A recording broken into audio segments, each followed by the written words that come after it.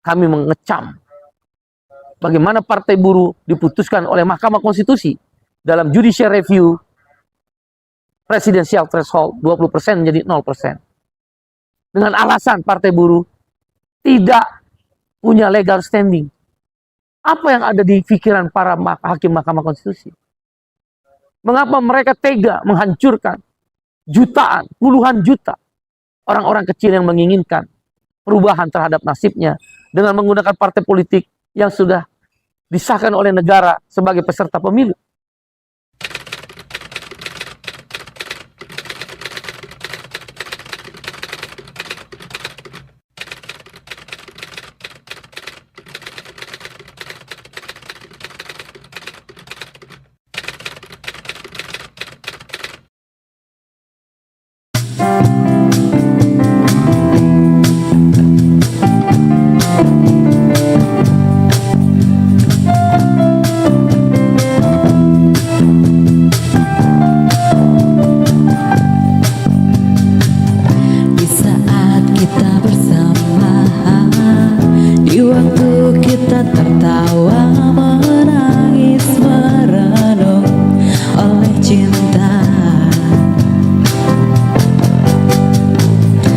Coba hapuskan rasa di mana kau melayang jauh dari jiwaku juga mimpiku.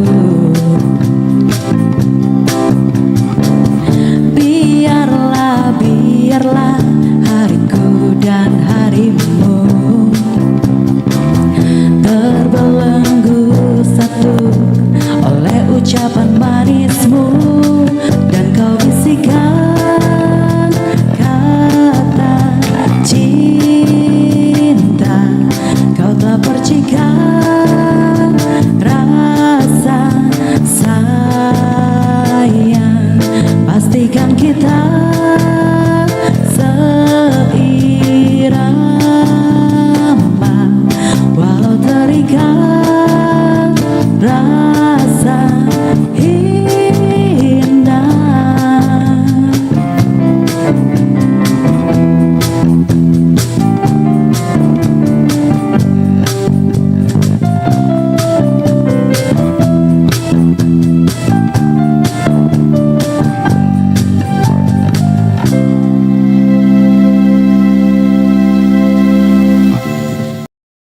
Jangan lupa like, share, komen, subscribe, dan bunyikan tombol loncengnya.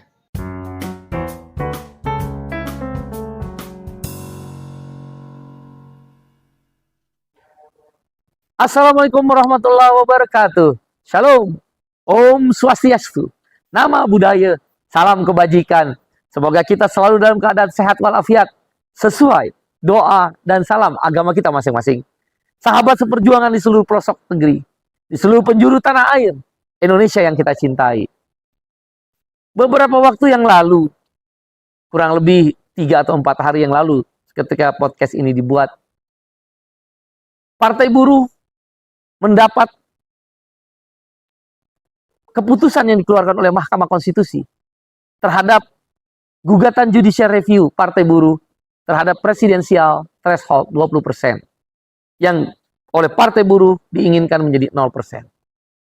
Presidensial threshold 20% adalah salah satu bentuk demokrasi terpimpin yang secara halus tidak disadari oleh rakyat dan diinisiasi oleh partai politik yang ada berkuasa di Senayan sana.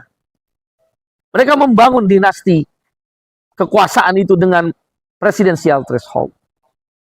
Di negara manapun tidak dikenal presidensial threshold, apalagi sampai 20%. Kita menyaksikan hari-hari ini di televisi, mendengar di radio, membaca di media-media online, di media cetak, di live streaming kita tonton. Bagaimana koalisi terbangun, terbelah-belah, bahkan moral ditinggalkan. Kawan seiring sejaran terkesan ditusuk dan ditinggalkan. Ada kemarahan, ada kebencian. Bagaimana mungkin kita membangun negara, mencari pemimpin yang kita harapkan bisa membawa negeri ini, yang kita namakan Presiden Republik Indonesia. Yang siapapun yang akan terpilih akan kita tunduk dan taat kepada perintahnya berdasarkan undang-undang dan regulasi yang dibuat bersama DPR RI. membangun anggaran-anggaran untuk kesejahteraan, untuk infrastruktur, untuk mengembangkan negeri, meningkatkan pertumbuhan ekonomi.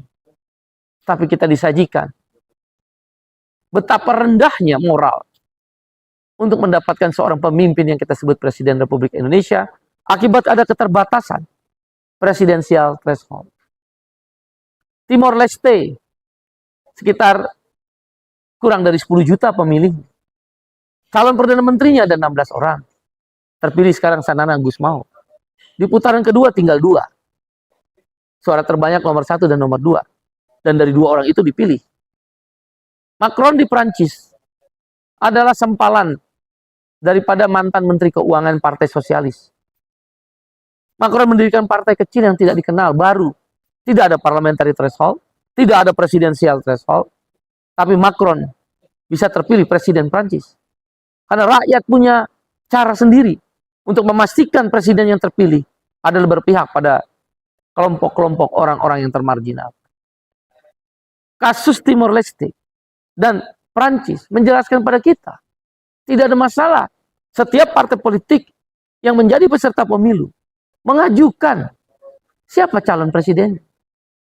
Biarlah hukuman itu diberikan oleh rakyat di TPS-TPS. Bukan dihukum oleh aturan yang dibuat oleh partai penguasa. Dan partai-partai yang ada di Senayan sana yang sudah berkuasa 2-3 kali pemilu. Hak rakyat dipotong atas nama merampingkan partai politik. Apa yang salah dengan partai politik yang banyak? Toh, pembuatan partai politik sudah begitu sulit. Menjadi peserta pemilu super sulit. Verifikasi administrasi, verifikasi faktual, mengumpulkan KTP, mengajak massa untuk menjadi anggota, KTA, kartu tanda anggota partai.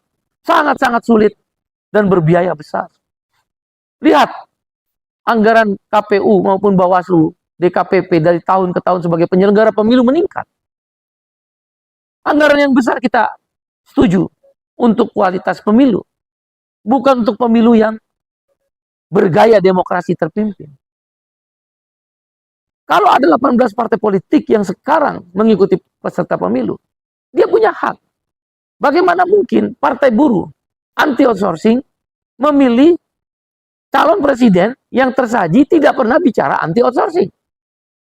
Bagaimana partai buruh, misal, yang beraliran menolak Omnibus Law, Undang-Undang Cipta Kerja, menolak Undang-Undang Kesehatan, harus memilih calon presiden yang kita tidak tahu apakah mereka setuju atau tidak dengan Omnibus Law. Andaikan 18 partai politik yang ada ini diberi kesempatan tanpa presidensial threshold 20%, maka setiap partai politik bisa mengajukan calon presiden yang terbaik menurut partainya sesuai dengan yang diperjuangkan oleh partai. Partai buruh adalah partai kelas pekerja.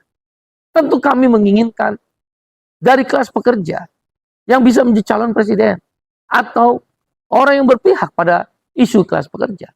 Biar nanti kalau ada 18 partai politik berarti 18 calon presiden dan calon wakil presiden. Nanti di putaran kedua tinggal 2. Seperti Prancis, seperti Timor Leste, dan baru-baru ini Prita namanya. Seorang Perdana Menteri yang muda, kekuatannya di sosial media. Ternyata anak muda di Thailand lebih senang dengan gaya Prita yang menggunakan sosial media. Partainya nomor 1, menang, partai baru. Tidak ada presidensial threshold, tidak ada parliamentary threshold. Tapi karena sistem parlementer, di mana partai yang menang pemilu kalau tidak cukup suara untuk berkuasa mayoritas di parlemen, dia dikalahkan oleh partai nomor 2-nya yang berkoalisi dengan partai lain. Perubahan tidak bisa dilawan. Jangan menunggu rakyat menentukan dan menghukum terhadap kebijakan-kebijakan yang tidak berpihak kepada membangun sistem demokrasi yang sehat yang berorientasi kepada welfare state, negara sejahtera. Kami mengecam bagaimana partai buruh diputuskan oleh Mahkamah Konstitusi dalam judicial review presidensial threshold 20% menjadi 0%. Dengan alasan partai buruh tidak punya legal standing. Apa yang ada di pikiran para hakim Mahkamah Konstitusi? Mengapa mereka tega menghancurkan jutaan, puluhan juta orang-orang kecil yang menginginkan perubahan terhadap nasibnya dengan menggunakan partai politik yang sudah disahkan oleh negara sebagai peserta pemilu? Partai Buruh adalah partai peserta pemilu. Kenapa kami tidak bisa mencalonkan presiden? Dan dinyatakan tidak boleh bisa menggugat undang-undang pemilu yang terkait dengan presidensial threshold 20%. Akal sehat apa yang dipakai? Kami menyayangkan. Kalau ruang-ruang sidang tidak bisa, orang-orang kecil ini, kelas pekerja mencari rasa keadilan, maka jalanan akan menjadi cara kelas pekerja, buruh, petani, nelayan, dan kelas pekerja lain mencari keadilan. Kami ingin upah layak. Kami ingin outsourcing dihapus. Kami ingin kontrak pekerja itu ada periode dibatasi. Setelah dia lolos periodisasi kontrak, dia diangkat karyawan tetap. Kami ingin tanah dikembalikan pada petani, land reform, reforma agraria, kedaulatan pangan, anti impor. Kami ingin guru dan tenaga honorer diangkat PNS. Kami ingin disabilitas benar-benar bekerja di perusahaan-perusahaan, bukan hanya dijadikan pajangan. Kami ingin ibu-ibu jamu gendong, supir angkot, supir bis, supir truk, ojek online, ojek pangkalan, orang-orang yang terpinggirkan, perempuan yang termarginalkan, buruh migran,